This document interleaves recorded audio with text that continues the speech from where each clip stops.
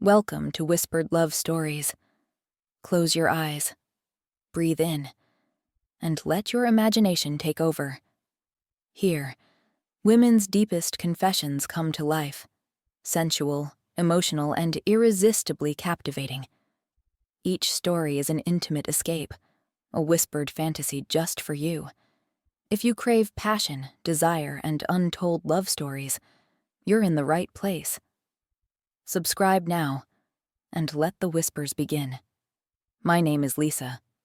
I'm in my final years of medical school, and this is the story of how, in just a short period, I gained a notorious reputation at my university. When I first started college, I had to move away from my hometown to pursue my studies. Back home, I had a boyfriend with whom I had been in a relationship for 4 years. He was my first everything. I lost my virginity to him, and we had a stable, predictable relationship. But the idea of a long-distance relationship didn't sit well with me. I knew it was bound to end. After all, he was my first love, but he wasn't meant to be my last. So, before leaving for university, I made the decision to break things off. I wasn't heartbroken. In fact, I was excited. A new city, new experiences, new people. There was so much to explore, and explore I did. In my first week, I met Donald. He was incredibly attractive. Tall, broad shoulders, piercing blue eyes. But what made him even more appealing was his shyness. He wasn't like the typical guys who threw themselves at girls. He was reserved, almost hesitant. That made the chase even more thrilling. If you're enjoying my story, don't forget to subscribe. We share bold and unfiltered women's confessions that you won't want to miss. Several of my classmates found him attractive, but he wasn't available. Like me, he had left a relationship behind, but unlike me, he wanted to make it work. His girlfriend, who was still back home, was stunning. Long, silky hair, flawless skin, an effortless beauty. He spoke of her often, and I even met her once through a video call. And maybe that's when something shifted inside me. It wasn't just about wanting Donald anymore. It was about being more desirable than her. I know how that sounds, but if this is a confession, then let's be brutally honest. It wasn't just about attraction. It was about proving something to myself. I started small. Casual flirtation, a lingering touch, accidental wardrobe malfunctions, spilling water on my shirt, bending down just a little too much, allowing my blouse to open just enough to be suggestive. I knew what I was doing, and I knew he noticed. It all came to a head at a party. We were both a little drunk, buzzing with the energy of the night. I told him I needed to use the bathroom but didn't want to go alone. He hesitated but followed me. Once inside, I locked the door and leaned against the sink, pretending to steady myself. I turned the water on, let it run through my fingers, and then, ever so innocently, directed the spray onto my blouse. The fabric clung to my skin, leaving nothing to the imagination. I turned to him, my voice soft, almost pleading. "Hold my phone for a second?" He reached for it, and in that moment, I pulled my wet top over my head. His breath hitched, and I stepped closer, pressing against him, feeling his resistance crumble. I kissed him, slowly, teasingly. His hands found my back, his grip tightening as he pulled me against him. Within moments, he wasn't hesitating anymore. The next morning, we barely spoke. But a few days later, when we crossed paths in the hallway, he couldn't ignore me. I asked if he was okay, and he confessed he was torn. Not because he regretted it, but because he loved it. His girlfriend, he admitted, wasn't very experienced, and what we had shared was something he had never felt before. 2 weeks later, he broke up with her, and just like that, he was mine. I liked Donald. He was sweet, attentive, and undeniably attractive. But I wasn't ready to jump into another relationship. I had just broken free from 4 years of commitment. I wanted to live. In my Tuesday and Thursday class, there was another guy. He had a reputation: cocky, confident, and devastatingly charming. Women flocked to him, and the whispers about his skills in bed only added to his appeal. So, naturally, I wanted to see for myself. It didn't take much. Some playful banter, a few well-timed smiles, and within 3 weeks he invited me to his dorm. The moment I stepped inside, he pulled me against him, lips tracing down my neck, hands expertly exploring. There were no emotions, no strings, just raw, unfiltered desire. And yes, the rumors were true. We kept it casual, only meeting up after parties. It was always him who texted, who initiated. Until one night, I decided to take the lead. I messaged him, asking if I could come over. He replied, "I'm with a friend." I smirked at my phone. "That's fine. We can all talk." Of course, we never talked. That night was the first time I had ever been with 2 men at once, and it was exhilarating. No guilt, no shame, just pure indulgence, the power, the pleasure, the absolute thrill of it all. It was a moment of pure, unfiltered liberation, and that was just the beginning. By my second year, I was still seeing Donald. We weren't exclusive, but we spent so much time together it almost felt like we were. We studied together, confided in each other, and continued our casual yet intoxicating relationship. Then, I saw him, my anatomy professor. From the moment he walked into the room, I couldn't take my eyes off him. He was magnetic, tall, broad-shouldered, with striking green eyes and jet-black hair. His crisp shirts barely concealed the sculpted muscles beneath, and his confident smirk carried the weight of someone who knew exactly how desirable he was. Everyone, students, faculty, even the dean, was captivated by him, and I was no exception. I struggled in his class. Maybe it was the subject, or maybe it was the fact that his mere presence made it impossible to concentrate. One evening, after a late lecture, I decided to approach him. With a little liquid courage in my system, I perched myself on his desk, fully expecting him to be uncomfortable, to pull away. But he didn't. Instead, he stood up, his gaze locked on mine, and his hands, warm and firm, brushed against my thighs. The heat between us was undeniable. He let his touch linger, teasing, testing the boundaries. And then, just as quickly, it was over.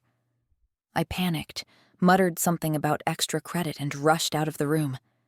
It wasn't until I was in the hallway that I unfolded the small note he had slipped into my hand. It was just a number. His number. I held on to it for days, debating whether to text him. I was terrified. He was older, in a position of power, and if anyone found out, it could mean trouble for both of us.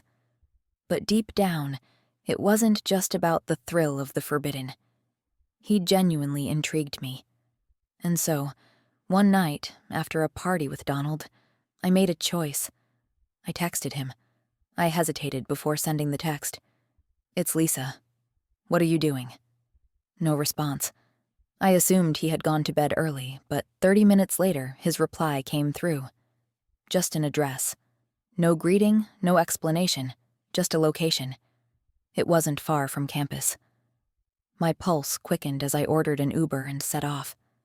When I arrived, he was unexpectedly warm and welcoming, his serious demeanor replaced with a charming, almost playful energy. He handed me a glass of wine and invited me to sit in his living room. I had expected something colder, more detached, yet here he was, smiling, engaged in conversation, making me feel at ease. By 4 a.m., we were still talking, both exhausted yet unwilling to end the night. He kept repeating one phrase over and over.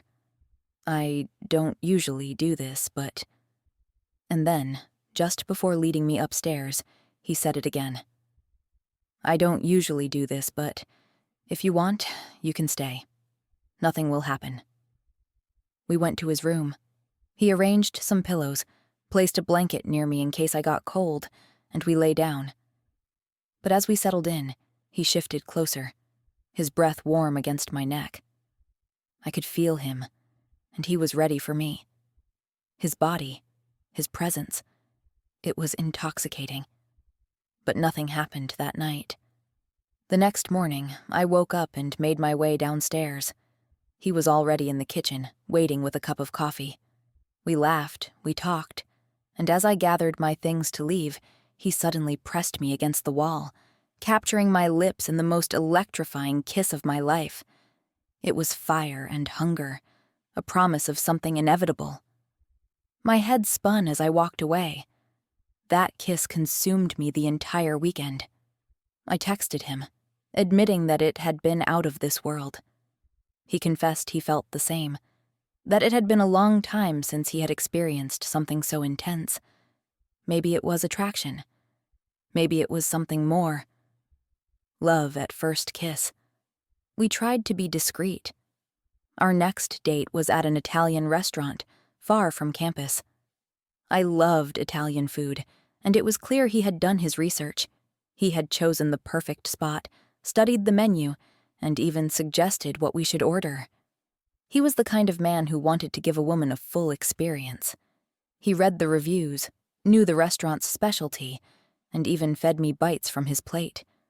His attention to detail, his touch, it was a perfect evening. But then, I noticed something. At another table, someone was watching us. A woman. She seemed familiar, but I couldn't quite place her. He, however, recognized her instantly. She was a substitute professor, accompanied by a friend, and her expression was far from friendly. After a few minutes, she and her companion left, but an unease settled in my stomach. That night, we couldn't keep our hands off each other. The passion between us was undeniable. In his car, in his apartment, every touch was electric. His hands explored my body like he was studying anatomy in the most intimate way possible. When he knelt before me in the kitchen, worshiping me like I was a masterpiece, I knew I was falling hard. For weeks, it was just us. I had no interest in Donald or the cocky boy anymore. I spent nights at my professor's place, curled up against him, watching movies, talking for hours. It felt surreal. It felt dangerous. It felt perfect. Then, everything changed. It started with whispers in the hallways, rumors floating between students. A mysterious Twitter account had surfaced, sharing cryptic messages about people in the faculty. At first, I ignored it. Gossip came and went. But then I read the posts. They were about me. At first, they were vague. Some people in the faculty have no limits. The account quickly gained followers, students hungry for drama. Then one day it escalated. They posted a photo of me leaving my professor's house. Panic set in. My professor remained calm, reassuring me that the deans would handle it discreetly. "I have a reputation," he reminded me. "They won't make a scene." He met with them, framing our relationship as nothing more than a friendship. It was convincing enough, until the account started posting more photos. Not just of me and him, me with Donald, me with my ex, and the worst one. A picture of me, asleep, in bed, with both the cocky boy and his friend. It was clear who had taken it. I confronted him, furious, but he only smirked and denied any involvement in the Twitter account. "Yeah, I took the photo, but I didn't post it," he claimed. It didn't matter. The damage was done. I became the slut of the faculty. My private life was public knowledge. People whispered as I walked past. Some laughed in my face. Donald stopped speaking to me. My professor withdrew, his words turning cold. When I finally reached out to him, he was distant. "I don't like being the center of attention," he said. "We need space." And just like that, everything crumbled. Classes became unbearable. He graded my work harshly, no longer the man who once traced my skin with desire. I suppose I had wounded his ego.